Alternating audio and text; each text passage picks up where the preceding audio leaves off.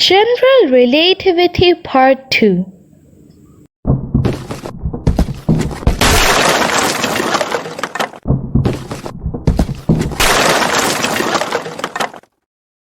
Hi, I am Tamanna. Again came with a new episode as per commitment in my previous episode, General Relativity Part 2, which is my Time is an Illusion series Part 7. And my request is, please see the previous episode as well as this episode without skipping for a better understanding. In this episode, we'll discuss how Einstein's theory of general relativity is the base of our modern physics and how it is experimentally proved time to time. So let us start the video. Before starting my video, I want to tell you that general relativity is based on very complex geometry with Einstein field equations of space-time with the distribution of matter within it. And in reality, it is very difficult for me also in my level to explain all the details about its explanation it in a simple way, what we can easily grab, staying with the reality of story. Look deep into nature, and then you'll understand everything better. The famous quote of Albert Einstein. In 1905, after discovery of special relativity, Einstein thought that everything in universe is an effect of acceleration, not a constant velocity, and that acceleration is due to gravity. Einstein started to understand how gravity works, and suddenly a happiest thought in his life stalked. And that was elevator thought experiment. That was, a man falling from a height cannot feel gravity. He will feel weightless. But someone outside watching the same thing can see the person accelerating toward ground called gravity. But how both are right? The genius thought. There is a relation between gravity and acceleration, and imagines the same. Suppose a man accelerating towards top in where there is no gravity, and he also cannot see the surrounding. The same person will feel gravity. In this thought experiment, Einstein found acceleration and gravity have a relation. But how does it work? He told this is due to curvature of space-time. He realized objects with mass somehow influencing the surrounding in such a way that the object seems to act as if it can pull to other masses. And it is as if matter weighs down the fabric of space-time it is sitting in, creating a curve that causes other nearby matter to slide towards it. And due to that, Earth moving around Sun or any other planetary moving around its star, and solar system moving around its galaxy. Einstein also confirmed it by his famous elevator experiment. But in this episode, we'll go a little bit more. Imagine that the same elevator has a hole bored straight through two opposite walls.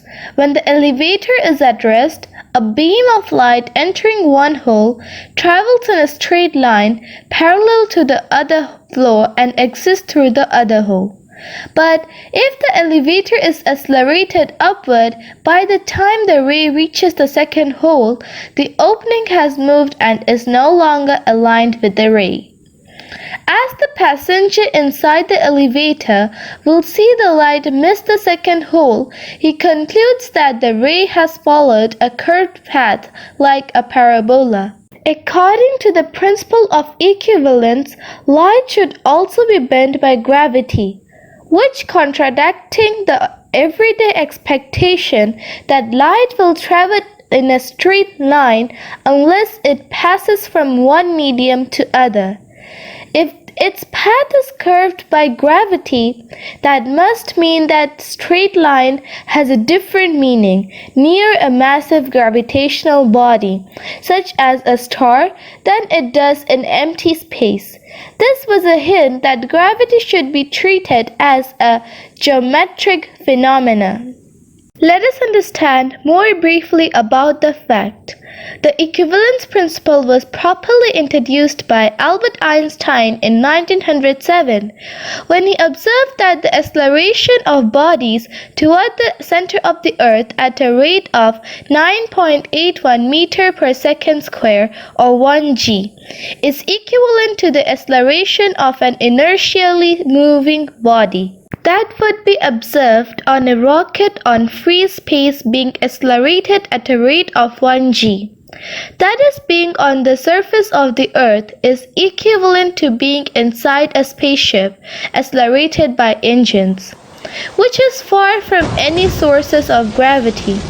The direction or vector of acceleration equivalence on the surface of the earth is up or directly opposite the center of the planet, while the vector of acceleration in a spaceship is directly opposite from the mass ejected by its thrusters. From this principle, Einstein deduced that free fall is inertial motion, which means objects in free fall do not experience being accelerated downward toward the earth or other massive body, but rather weightlessness and no acceleration. In an inertial frame of reference, bodies like photons or light obey Newton's first law, moving at constant velocity in straight lines.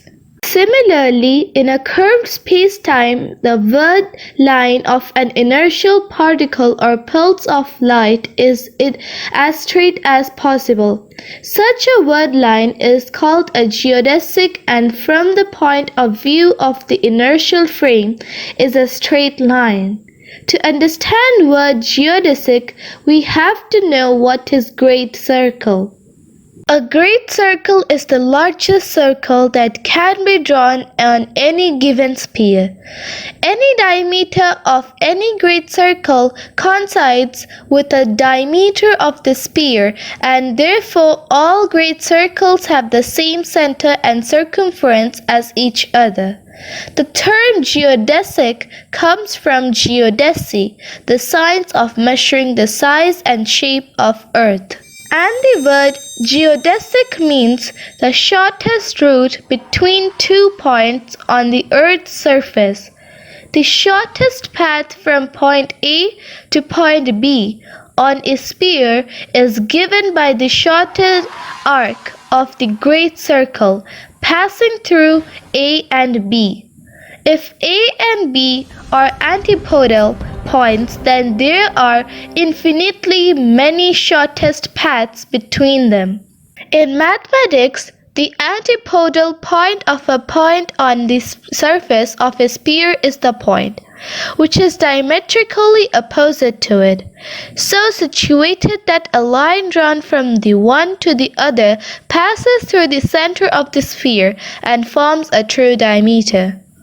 Geodesics on an ellipsoid behave in a more complicated way than on a sphere.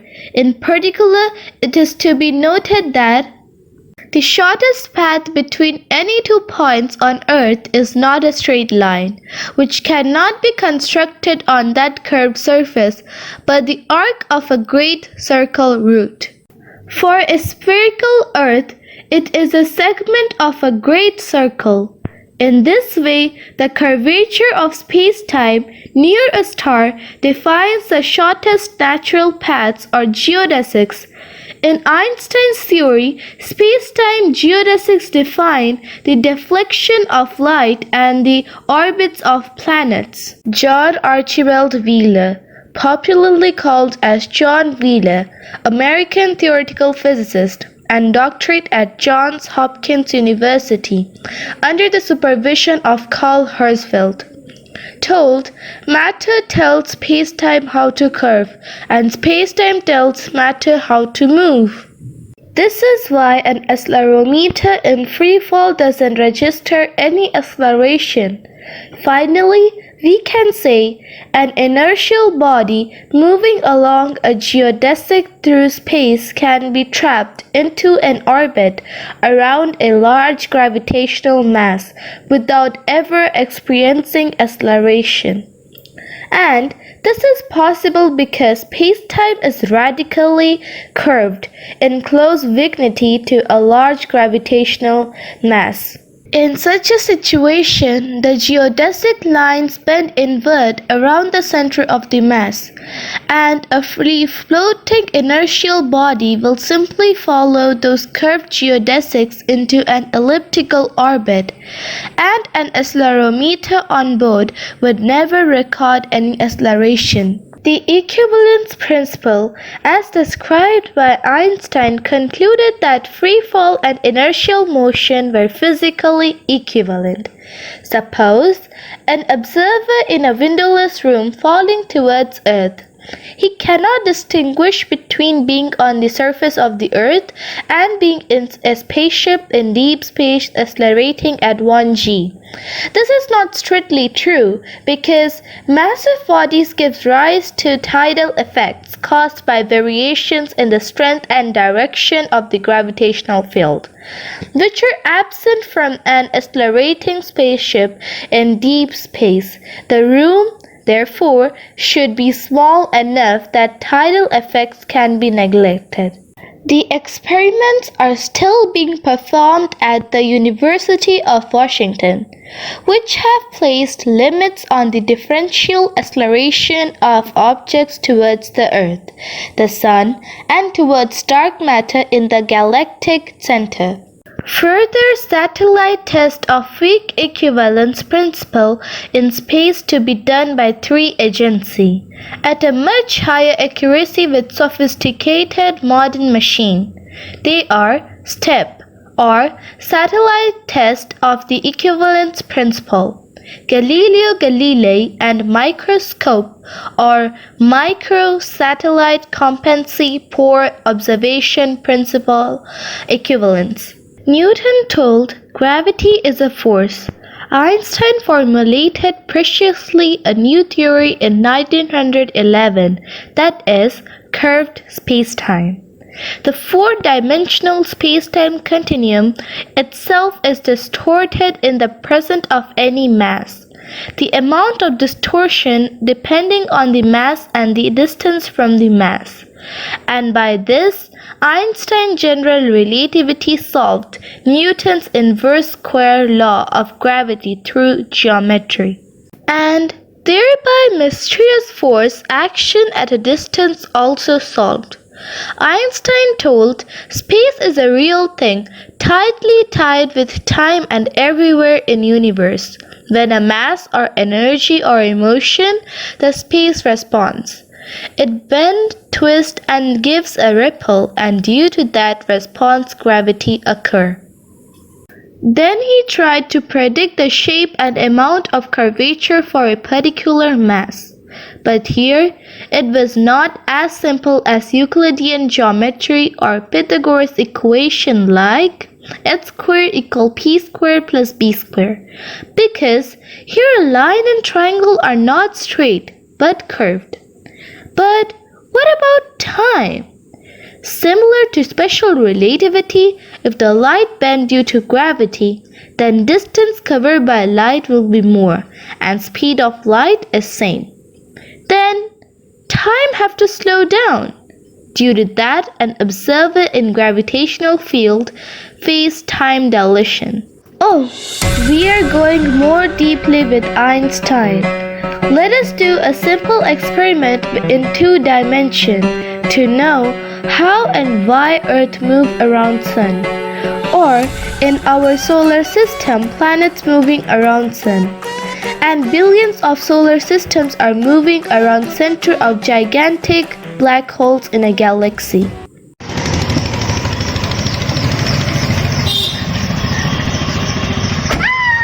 I'm so excited to see the Regional Science Center! Suppose this black iron ball is our Earth, and the curvature plane is the curvature made by Sun due to its mass. Then suppose Earth came in a straight direction and fall on the space-time valley made by Sun. You see it is rotating around that curvature. And see, when the metallic ball going near to the curvature of Sun, its arbitrary motion becoming perihelion.